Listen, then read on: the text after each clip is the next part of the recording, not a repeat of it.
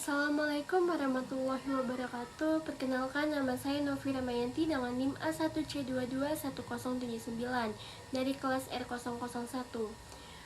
Baiklah, di sini saya akan membuat video ujian tengah semester agama Islam. Langsung saja, soal yang pertama. Sebutkan rukun iman, Islam, dan ihsan. Rukun iman ada 6. Yang pertama, iman kepada Allah Subhanahu wa Ta'ala. Yang kedua, iman kepada malaikat-malaikat Allah. Yang ketiga, iman kepada kitab-kitab Allah. Yang keempat, iman kepada rasul-rasul Allah. Kelima, iman kepada hari kiamat. Yang keenam, iman kepada qadar dan qadar. Rukun Islam. Rukun Islam ada 5. Yang pertama, mengucap 2 kalimat syahadat. Yang kedua, mendirikan sholat. Yang ketiga, puasa di bulan Ramadan. Yang keempat, memberi zakat. Yang kelima, naik haji bagi yang mampu. Selanjutnya yaitu rukun ihsan. Ihsan adalah seseorang yang menyembah Allah seolah-olah ia melihatnya, dan jika ia tidak mampu membayangkan melihatnya, maka orang tersebut membayangkan bahwa sesungguhnya Allah melihat perbuatannya. Ihsan adalah lawan dari isa'ah atau berbuat kejelekan, yaitu seseorang manusia mencurahkan kebaikan dan menahan diri untuk tidak mengganggu orang lain, mencurahkan kebaikan kepada hamba-hamba Allah dengan harta, ilmu, kedudukan, dan badannya. Selanjutnya soal yang kedua yaitu bacakan sifat wajib dan mustahil bagi Allah dan Nabi. Sifat wajib bagi Allah yang pertama, wujud artinya ada, qidam artinya awal, baqa artinya kekal, muhalafatul hawadisi artinya berbeda dengan ciptaannya, qiyamu bin nafsihi artinya dapat berdiri sendiri dan tidak bergantung kepada siapapun. Wadania artinya esa, kudrat artinya berkuasa atas segala sesuatu, iradat artinya berkehendak, ilmun artinya maha mengetahui, hayat artinya maha hidup, sama maha mendengar, basar artinya maha melihat, kalam artinya berfirman, kadiran artinya berkuasa, muridan artinya berkehendak, aliman artinya mengetahui, hayan artinya hidup, samian artinya mendengar, basiran artinya melihat, mata kaliman artinya berkata atau berfirman.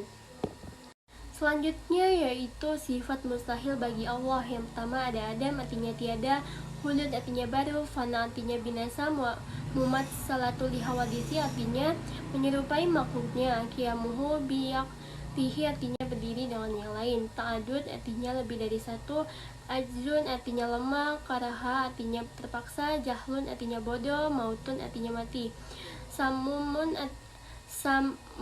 artinya tuli, umyun artinya buta, bukmun artinya bisu, kaunuhu ajizan artinya zat yang lemah, kaunuhu karihan artinya zat yang terpaksa, kaunuhu jahilan artinya zat yang bodoh, kaunuhun maitan zat yang mati, kaunuhu ashama artinya zat yang tuli, kaunuhu amma artinya zat yang buta, kaunuhu abkama artinya zat yang bisu. Selanjutnya sifat wajib bagi Rasul. Yang pertama ada sidik artinya benar, amanah artinya sosok yang dapat dipercaya. Yang ketiga ada tablik artinya menyampaikan wahyu dari Allah baik itu perintah maupun larangan. Yang ketiga ada fatona, yang keempat ada fatona yaitu cerdas. Yang terakhir yaitu sifat mustahil bagi Rasul. Yang pertama ada kizib artinya bohong atau berdusta. Yang kedua ada khianat artinya tidak dapat dipercaya.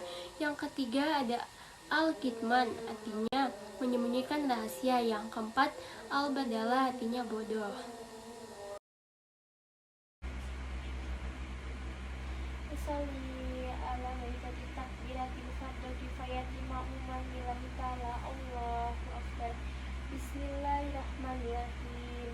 Alhamdulillahirabbil alamin. Arrahmanirrahim. Maliki yaumiddin. Iyyaka na'budu wa iyyaka nasta'in. Ihdinas siratal mustaqim. Siratal ladzina an'amta 'alaihim ghairil maghdubi 'alaihim waladdallin. Amin. Allahu akbar. Allahumma shalli ala Muhammad wa ala ali Muhammad kama barakta ala Ibrahim wa ala ali Ibrahim wa barik ala sayyidina Muhammad wa ala ali Muhammad kama barakta ala Ibrahim wa ala ali Ibrahim fil alamin innaka Hamidum Majid. Allahu akbar. Allahumma firlaha warhamha wa'afi wa'fu anha. Allahu akbar. Allahumma la tahrimna ajraha wa la taftinna ba'daha wa واغفر لنا ولها. Assalamualaikum warahmatullahi wabarakatuh. Assalamualaikum warahmatullahi wabarakatuh.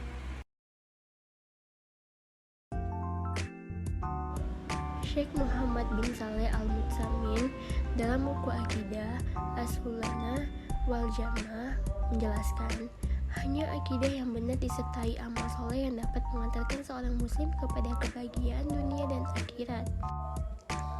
Akidah Al-Sunnah wal Jamaah merupakan aliran terbesar umat muslim di Indonesia bahkan dunia. Al-Sunnah wal Jamaah merupakan golongan atau orang-orang yang mengikuti perilaku Nabi Muhammad dan para sahabat sesuai Al-Quran dan Sunnah.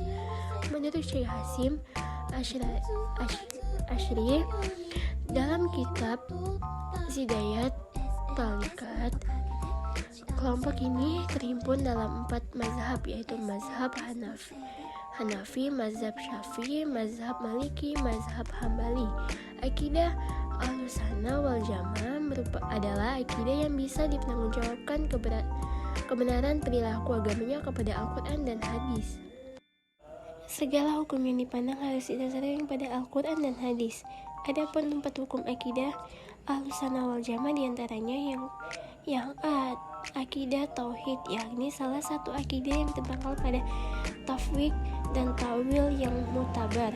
Yang B yaitu akidah fikih, didasarkan pada 8 madzhabul arba'ah, yaitu Hanafi, Maliki, Syafi'i, Hambali, Syufan Tsauri, Syufan bin Unayyah, Abu Ishaq bin Rawi, dan Auzi.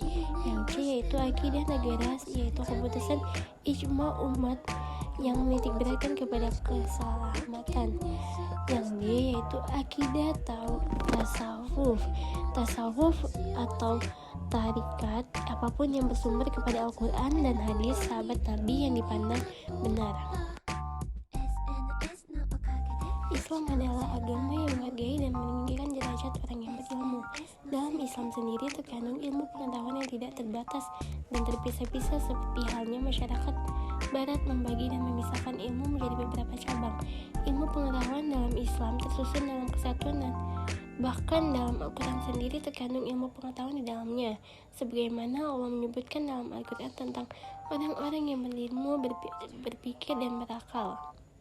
Dalam sudut pandang Islam, ilmu sendiri diartikan sebagai pengetahuan yang diperoleh berdasarkan ijtihad atau hasil pemikiran mendalam para ulama dan ilmuwan muslim yang didasarkan pada Al-Quran dan hadis.